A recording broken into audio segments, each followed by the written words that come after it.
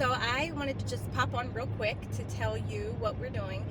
Tomorrow is going to be awards day and our last full day of school, and then Wednesday is going to be a half day, and probably we won't have very many children.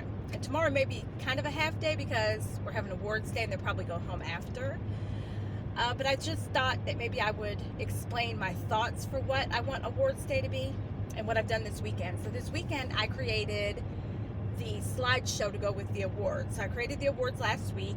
We have one award for anybody that passed over 90% of their iReady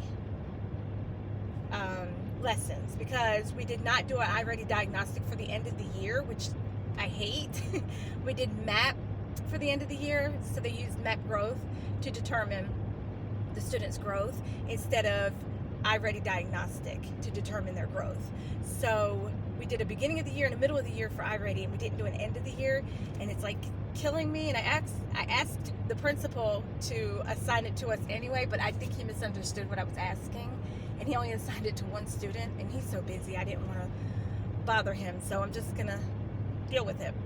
But so what I did was I went by how many lessons passed, the percentage. So if they had more than 90% of their lessons passed, then I gave them an award. So every single child got an award. I make sure that every child gets an award somehow or another, because I don't want, just give 3 awards, and no. So there were 2 that had an over 90% in math and reading, and most of them had over 90%. No, everyone had over 90% in math. There was nobody that had just had it in reading. And that's probably why our math scores increased. And they hate iReady reading. And that's probably why, is because they can't just bust through it like they can the iReady math. They have to actually listen, and listening is a hard skill for children with autism because they tend to be very visual. So with math, they can kind of look at the lesson and decide what they need to do, where with reading, they have to listen. So that's something, we're putting all this up for next year. What do we need to work on next year?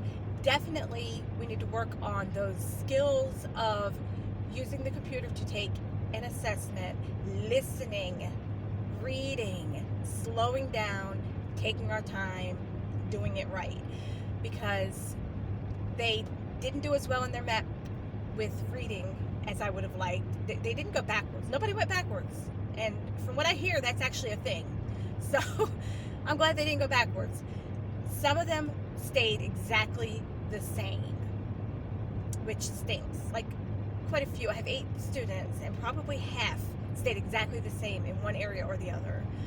I had one student who did go way up in reading, but he became obsessed with the Dogman books, and he's been watching them on YouTube and like memorizing them and then reading them word for word out of the book, and I think that has really increased his reading scores. It's really helped him. Most of them did improve in math, and I think it's because we've been doing the iReady. I think that maybe math is more something I know how to teach. Direct instruction is easier with math. Reading, you really do need to do small groups, and that's something I haven't mastered. So this is something for next year that, I need to do small groups in reading. In math, I probably can stick to the same old routine. We have to see new kids, I may have a lot of the same kids, but I probably have new kids. But I feel like that's going to be the key, is to have those small groups. And the issue was this year, we didn't start with a full class. We started with 5 kids. Then we moved 1 to another class, and then we got 1, and then we moved 2, then we got 3, and then we moved 1, then we got 2. So throughout the entire school year, we have been a revolving door. And so as far as instruction goes, it didn't slow me down or stop me with my instruction, but it did slow me down and stop me from being able to do those small groups, because when we get students, it's because of their behavior. I have to sneeze. And so if we get a student in the middle of the year, it's because they have behavior issues the beginning of the year in the classroom they were in, which means that they got away with those behavior issues for half a school year. So if you don't know about behavior issues and about children with autism and applied behavior analysis and behaviorism, if it works for them for one time, they're going to try it again. If it works 2 times, they're going to try it 3 more times. If it works 4 times, they're going to try it 6 times, 8 times, 10 times, blah, blah, blah. So if this works for a half of a school year, this certain behavior, it's going to be hard to stop that certain behavior because it worked.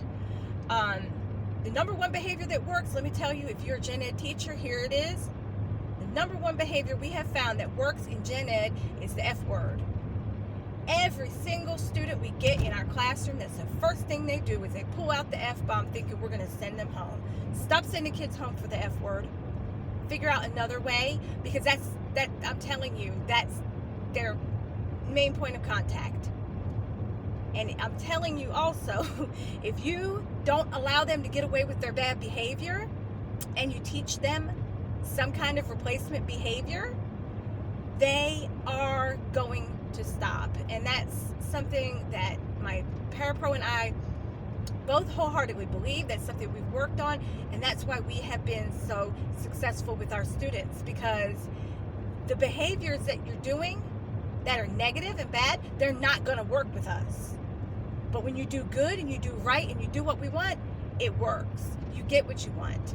So yes, our classroom is a little willy-nilly because we are rewarding children throughout the day for positive behavior, because they have to get that reward. They have to know what is the right thing to do. And then we can work on generalizing that behavior, and then we can move them out to small group instruction with a resource teacher. And then eventually we can move them to co-taught, and then hopefully eventually we can move them on to general education. Possibly they won't because of the sensory needs. They may need a small group. But for the most part, that's what I was told at the beginning of the year was supposed to be my goal, and that's what I work on. I'm supposed to be talking about awards. So, all right, 90% or above for iReady, they get an award. Then I have the regular old awards like Best Smile, Mathematician, Great Artist, those awards. Then I have an award for growth, or what did I call it? The Moving Up Award, because every one of my students has made significant growth in one way or another. I have 4 students who started with us in the autism small group classroom who are now, as I mentioned a minute ago, the first step is to push them out into a small group resource. I have 4 who now go to small group resource out of 8, half my class. Like, that's amazing. I also have one so I have one who started the gifted program. I have another one that should have, but we're not even going to go into that. Something that the other school messed up on. When one teacher says that you don't qualify for gifted, even though you've changed settings and changed approaches in teaching, they can't be retested for 2 years. And that stinks, because the child just needed to be in the proper setting. He was in the wrong setting, and now he can't go to the gifted program until next year. But anyway, like 2026. Then I had one who moved from an ID classroom, which means an intellectual disability classroom, to our classroom, which is a general curriculum. So I called it alternate curriculum to general curriculum. That's how I worded it. And then I had one who came in with extreme emotional issues as far as fighting and screaming and all this, and so they got the award for their social skills moving up, increasing. They had the best increase in their social skills. I had one who came in barely talking, who now communicates very well verbally and non-verbally, so they got the communication award. And then we had our one who came straight from home, who is in kindergarten and never been to school before, and they got the overall growth award because they grew in every way, socially, I call it school readiness, and academically. So that was really fun to make. And then the last ones are the most fun awards. We made most likely to. So we took like their greatest talent or their greatest strength, and we thought, well, what will they most likely to be when they grow up?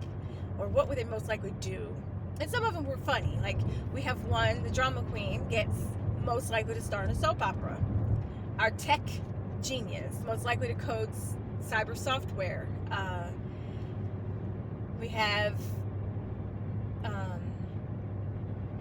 the one who always is obsessed with different things and everybody ends up doing what they do, most likely to become an influencer. So those will be super fun. And then I set up the slideshow so that it shows, at first it shows their picture, their name, and their 3 regular awards. And then it has, I made like a puzzle piece shaped word cloud that comes in on the slideshow. And then I make it so that comes out. No, I'm sorry. The puzzle piece and then some of their pictures from the school years first. When I introduce them, call them up or whatever. Then it switches to their picture and their 3 awards. And then that 3 awards slides out and then it slides in their most likely to award. And then if they have a picture that goes with their most likely to award, like the drama queen, I have a picture that's so stinking cute and funny at the same time. So I slid that picture in and slid her regular picture out. And so I think it's going to be super cute. And then I did, for the end, I did an award for our parapro. So I'm going to have one of the students to read that, number 1, because I know I'll try to cry. And number 2, I thought it would just be fun to have the students to be part of it. So I'll have a student to read the part about the parapro, and I made her a ribbon. And on it is one of my favorite quotes. It takes a special teacher to hear what a child cannot say. And I think her and I, that's why we get along so well. That's one of our strengths, both of us. A child doesn't need to use their words to communicate to us. We know what they're thinking and what they need just by interacting with them, by their nonverbal behavior, by their, everything that they do. And then I made an award for all the families. I made 3 awards per student.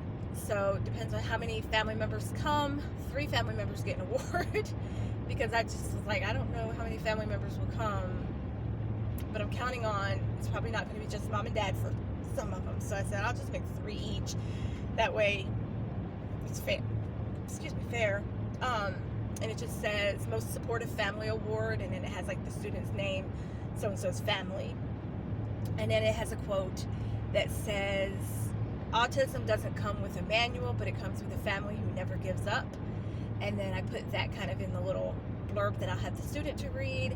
And it says, we didn't come with a manual, but we came with a family that won't give up. And then that will be the end of our awards ceremony. So wish me luck. I'm hoping everything goes well. We're going to practice today. I might make visuals go on the board. So during the ceremony, there'll be visuals on the board because, hashtag Autism Classroom. I use my board to do a lot of my visuals. I really want to go into depth about some of the things I do because I do things my way and they work. And they're different than what I've seen other, like when I go on YouTube looking for ideas and I'm not seeing what I need, so I'm making what I need, and it's like maybe somebody else needs this too, because when you teach autism in a general curriculum, there's not as many resources out there. And I already knew that, and that's why when I took the ABA classes I've taken so far, and I'm planning to go back to school for that, I always did it with gen ed curriculum in mind because my own son has autism and he is on a gen ed curriculum. And I wanted to learn more about him and how to support him and how to support kids like him. And so that was my goal. And that was before I even knew there was a such thing as a general curriculum autism classroom. So that was the amazing part. I didn't even know they existed. God put me here. So that is all for today. I will try to get back maybe this afternoon to tell you how things went today. Today is Minecraft Day, Arts and Minecrafts Day. And so I brought a bunch of like coloring sheets, color by letter, a few work like mazes and fun sheets, and I brought some toilet paper rolls, and I meant to bring some boxes and totally forgot, so 1 box so everybody can just create today. So they're going to be crafting today, and I might make it more fun. I might I have some colored tape, like masking tape. I may masking tape their tables to look like crafting tables from Minecraft. See, I come up with ideas like on the fly, literally. So yeah, I will let you know how Minecraft day goes, maybe. And if I don't, then I will come back maybe either tomorrow afternoon or Wednesday and let you know how awards day went. Cross your fingers for me. I'm really nervous. I wrote a script because I think that I could just stand up there and say things and then I just go blank, and I wrote a script for everyone. So maybe I might get on and show you guys like how I did it. But okay, I will see you later. Bye.